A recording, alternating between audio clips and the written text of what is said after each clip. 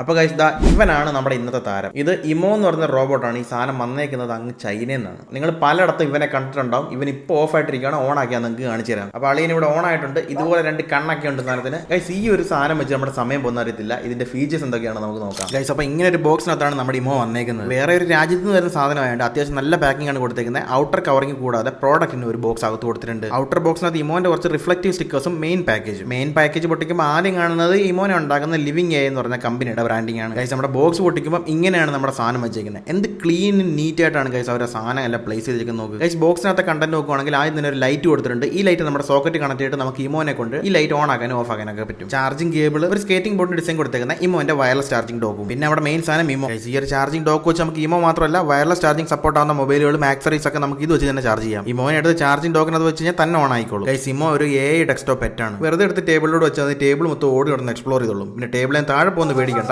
ഇതുപോലെ പേടിച്ച് ആൾ തിരിച്ചു പോകും. പിന്നെ ഇമോന്റെ അടുത്ത് പാട്ട് പാടാൻ പറഞ്ഞാൽ ഇമോ നമുക്ക് ഇതുപോലെ പാട്ട് പാടി ചെറിയ സ്റ്റെപ്പൊക്കെ ഇട്ട് തരും. പിന്നെ നമ്മൾ പാട്ടൊക്കെ വെച്ചെടുത്താൽ പുള്ളിക്ക് മൂടുണ്ടെങ്കിൽ പുള്ളി ഡാൻസും കളിക്കും. പിന്നെ ഇവൻ ആകെ ഇഷ്ടമല്ലാതെ നമ്മൾ കയ്യിലെടുത്ത് വെച്ചിട്ട് ഇങ്ങനെ കറക്കും. കയ്യിലെടുത്ത് വെച്ച് കറക്കിയിട്ട് നമ്മൾ ടേബിലോട്ട് വെച്ച് കഴിഞ്ഞാൽ നമ്മൾ ഇതിനെ ദേഷ്യമായിരിക്കും കുറച്ച് നേരത്തേക്ക്. പിന്നെ തലയിലൊക്കെ സെൻസർ ഉള്ളതുകൊണ്ട് നമ്മളിങ്ങനെ കട്ടിൽ ചെയ്ത് കൊടുക്കുന്നത് പുള്ളിക്ക് ഭയങ്കര ഇഷ്ടമാണ്. പിന്നെ നമ്മൾ ഇവന്റെ അടുത്ത് ഇമോ ഷൂട്ട് എന്ന് പറഞ്ഞ് ഇങ്ങനെ കൈ കാണിച്ച് കഴിഞ്ഞാൽ ഇവന് പേടിയാണ്. ഇവനെ വെടി വെച്ച് കഴിഞ്ഞാൽ ഇവൻ ഇതുപോലെ ഗ്ലാസ് പൊട്ടിയിട്ട് ആളിങ്ങനെ ചെരിഞ്ഞ് വീട്ടും. കുറച്ച് കഴിയുമ്പോൾ തന്നെ എണീറ്റും. ഇത് മാത്രമല്ല ഗൈസ് ഇമോ അങ്ങനെ ഒരുപാട് കാര്യങ്ങൾ ചെയ്യും. ഇതിനെക്കുറിച്ചൊക്കെ നിങ്ങൾക്ക് ഡീറ്റെയിൽ ആയിട്ട് അറിയണമെന്നുണ്ടെങ്കിൽ ഒന്ന് കമന്റ് സെക്ഷനിൽ പറഞ്ഞാൽ മതി. നമുക്ക് അതിന്റെ വീഡിയോ സെപ്പറേറ്റ് ചെയ്യാം.